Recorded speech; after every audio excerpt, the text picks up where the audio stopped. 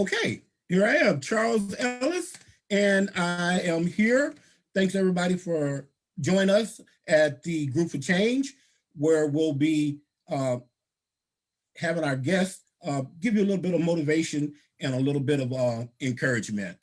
At the Group for Change, it's not really about just having a lot of money, and it's not just about gaining a lot of things, but it's about making connections, uh, making being aware of what you can do. And we have other people that come on and they will give you encouragement, let you know that, you know what, you're not alone in this. Well, let's just jump right into it, okay? Okay, so my guest today, she is an author, she is a speaker, she is a CEO of A Better Solution in-home care, and she is also a great humanitarian, someone that's really dear to my heart, and I know her quite well. Let's welcome Lia Smith. Lia, happy you could be here. Thank you so much for having me, Charles. I love the books you write, and I love the idea of staying in gratitude and helping other people to dream big and not be afraid to dream big, because that's so important for our people and our society, especially now, especially now. You are absolutely right. Well, Lia, can you tell everyone what is it that you do? Well, I started so long ago as a CNA, and today I own a multi-million dollar business. I have a home care and a nursing company in San Diego that we have recently, about 4 years ago, franchised. So we are nationwide now. We have about 13, 14 locations. And in San Diego, we take care of seniors, which is my passion because I started in the field taking care of seniors. So we take care of seniors in their home. We help them remain independent.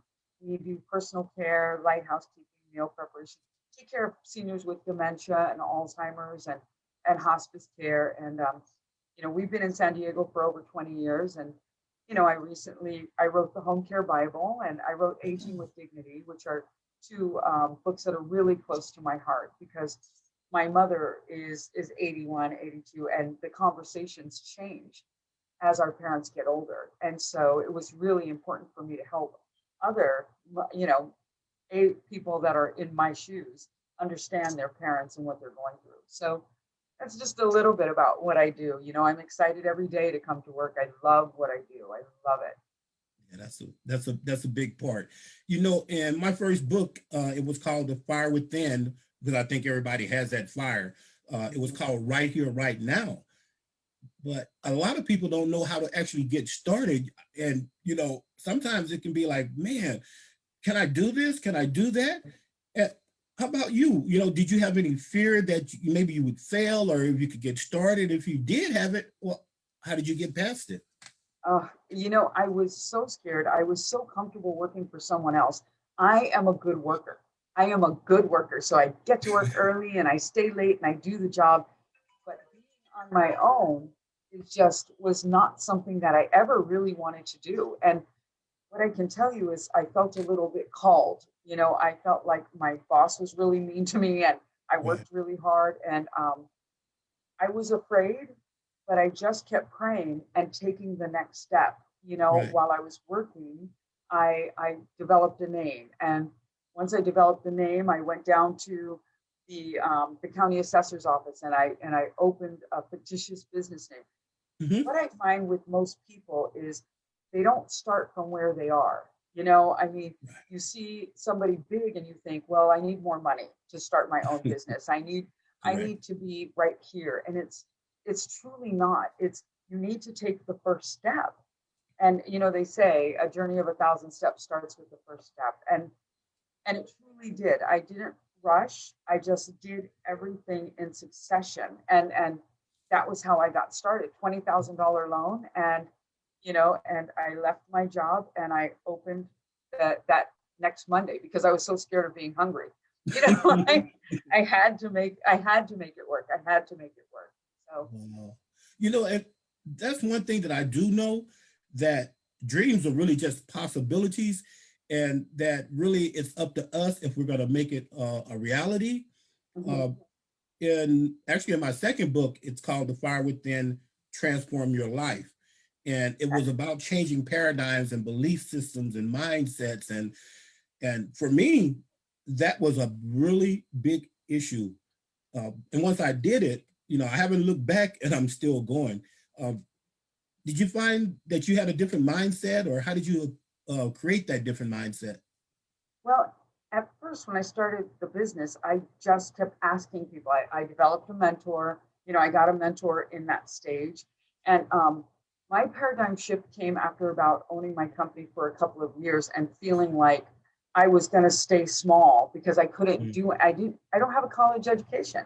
I didn't think that I was smart enough. And so I just had to shift and figure that God chose me, and Mm-hmm. I need to work and I need to learn and I need to grow. And I'm not done yet. You know what I mean? My life is not done yet. And so for me, the biggest thing is, what if? What if I don't do it? What if I don't try? What if I don't try? Then I'm going to be sitting in the same place I am now with nothing, no risk, no reward. And that's kind of what shifted for me. And I made myself finish what I started. That was a big deal because I would start a lot of things and then get too scared and put them away.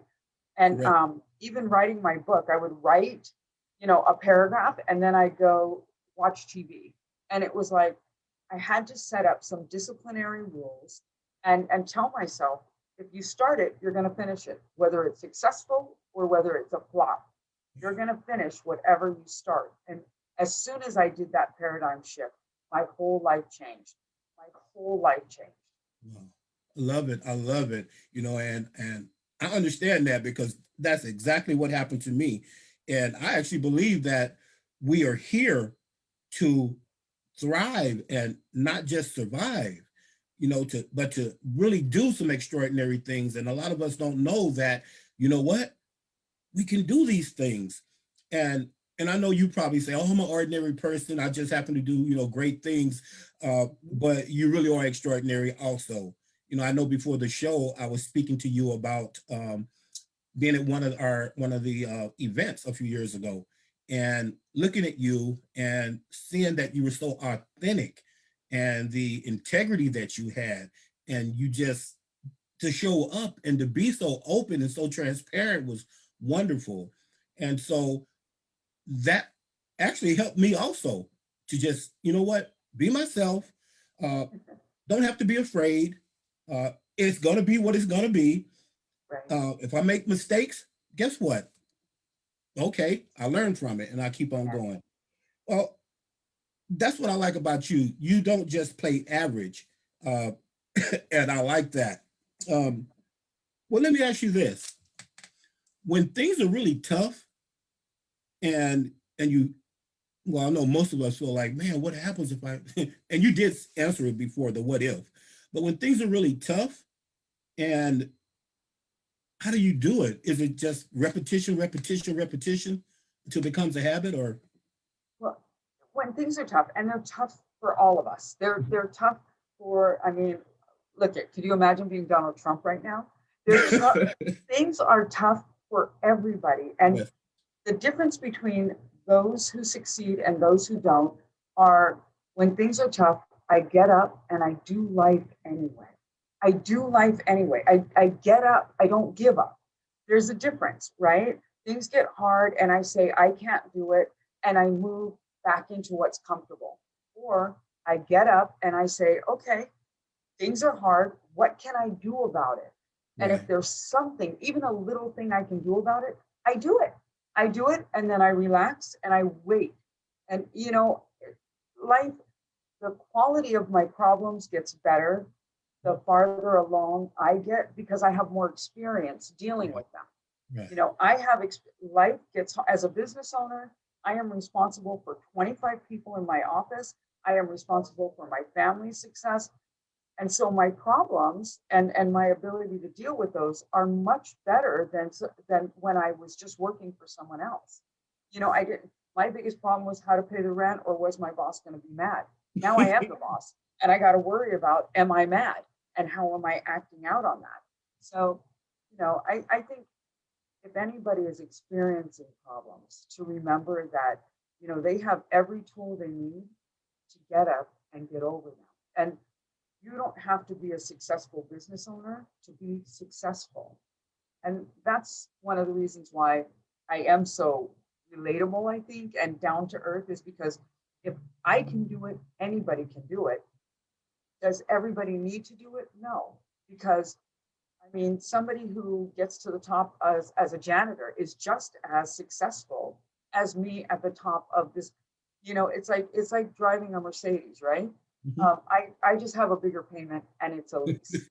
I'm not any better or I'm not any more successful than the other guy who's got a Ford that's paid for. You know, Wow. I think it's that humbleness is what really propels you. I've read somewhere, and I've been using it for myself also, that I want to just live, I want to learn, I want to love, and I want to leave a legacy. And mm. I think that's such a big uh, part of having a thriving and fulfilling life. What do you think? Well, I love that. First of all, live and love and leave a legacy. I love that. I think, and I used to think a legacy was I'm leaving my house to my kids. But you know what? Your legacy is what people say about you when you walk Yes. out of the room. Your Yes. legacy is how people feel because they've encountered you. And for me, it's not about money. It's about who can I teach, what can I teach, and how can I give that love and confidence that I have in myself to you? And how can I treat you to where you feel just as good about yourself as I feel about myself today? Because you know what's going to happen is tomorrow when I feel bad, you're going to lift me up because I showed you how. So it's really important to understand that a legacy is not money. A legacy is a feeling, and it's the gratitude, it's the life force that we give each other. um, that's important. That's really important to know. Okay, wonderful. And another question that I'd like to ask you. I know for myself, I am a certified life coach and an NLP practitioner, but as a life coach, not the type of coach that say, "Oh, you have to do this, you have to do that, you have to do that." But what I try to do is encourage and pull what's already in that person out. I try to guide them, sort of like a roadmap. And I have a couple of people who are mentors to me, and I thought it was really, really a big part of me getting to where I am now. Uh, what do you think about having mentors? And did you ever have a mentor?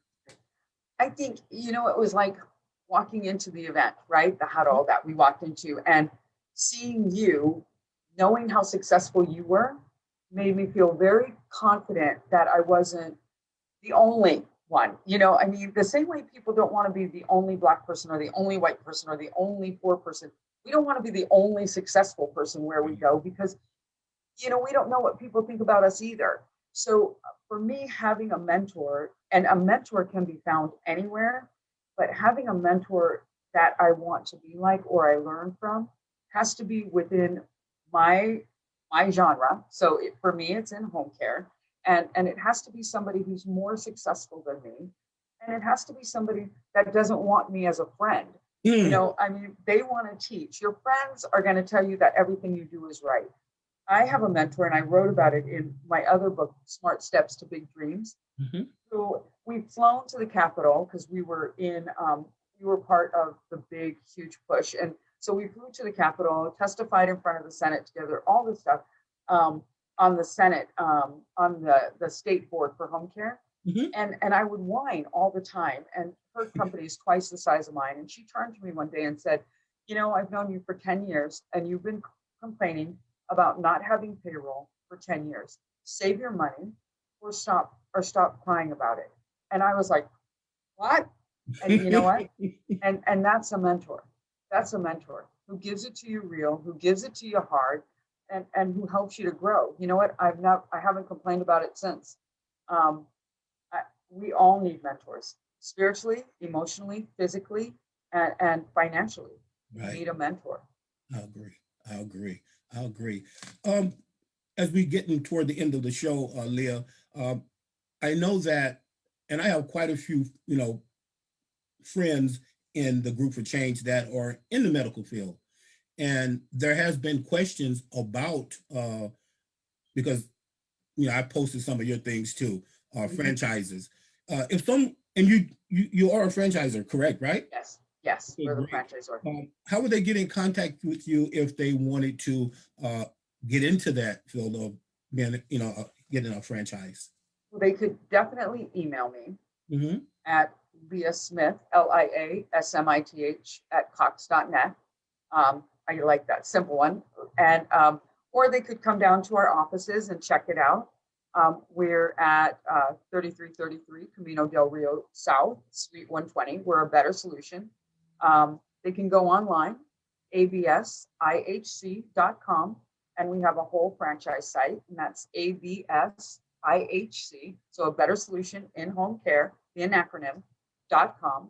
And you can go on our website and get all of the information you need. Franchising is one of the easiest ways to go into business for yourself because you have a blueprint and a team behind you. So beautiful. And thank you. I love that. And just because of that, I'm going to do something else. I'm going to do a call to action for anyone that emails me at the Fire Within group. And you can email me at cellis at thefirewithingroup.com. cellis.thefirewithingroup.com. And if you hashtag a better solution, how you like that, Lia? A better solution? I will send you my second book, The Fire Within, Transform Your Life. Because it's a great book. Transformation. It's about transformation. It's a great book. It's a great book.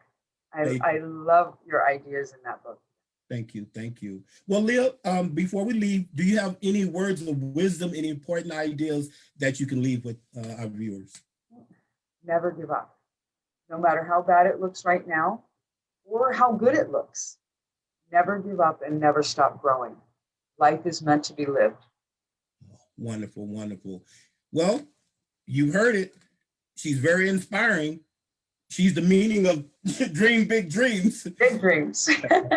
Well, Lia, thank you so much for being here. I appreciate it. I'm blessed to have you here. I have gratitude. And as I always say, that's gratitude with a capital G. Thank you so much, Charles. Have a great day. Likewise.